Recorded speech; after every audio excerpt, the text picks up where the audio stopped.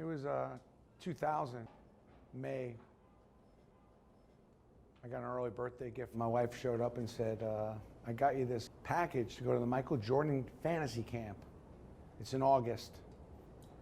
I said, honey, we can't spend that kind of money. And she said, it's not refundable. Get your ass in shape and you'll be going to the camp in August. I went to the Michael Jordan camp, met my idol. And on the first day of that camp, I blew out my calf.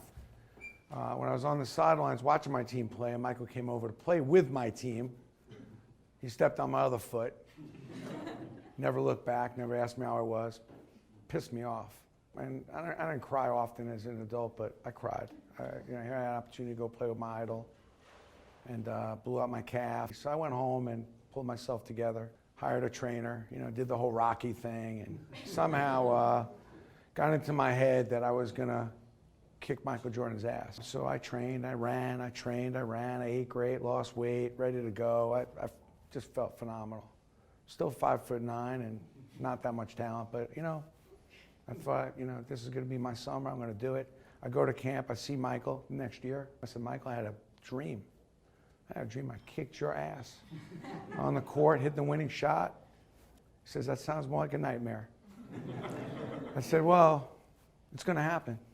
So I wake up probably about 5:30, go down, give myself a good hour to stretch, and I feel phenomenal. And I pictured this time and time again, me just beating Michael Jordan. So on the first play, there was a miss, which is what mostly over 40-year-olds do when they play pickup. And I had boxed Michael out about 10 feet off of the court. And so the game picks up, and the first shot I get, because I'm looking to score, boom, goes in. Now, I don't think Michael was guarding me too tight. So Michael starts kind of, I said, Mike, why don't you play a little defense?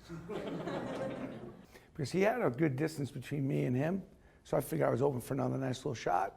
And he comes over and he doesn't block it. He swats this ball down about 3 courts, and he just kind of gives me that look like, don't even bother.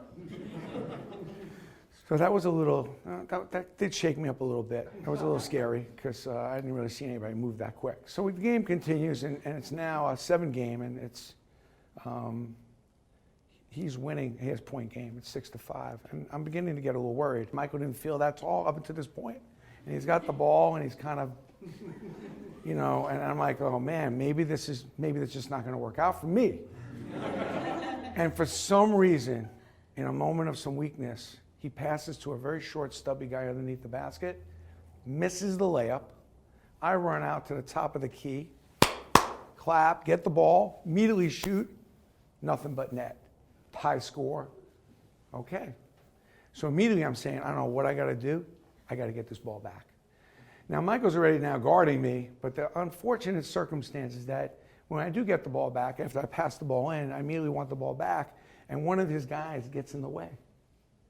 Hence, Michael cannot get over to guard me. And I'm open for a nice little shot right on the foul line, right on the corner, right on that elbow. I square up. I take that shot.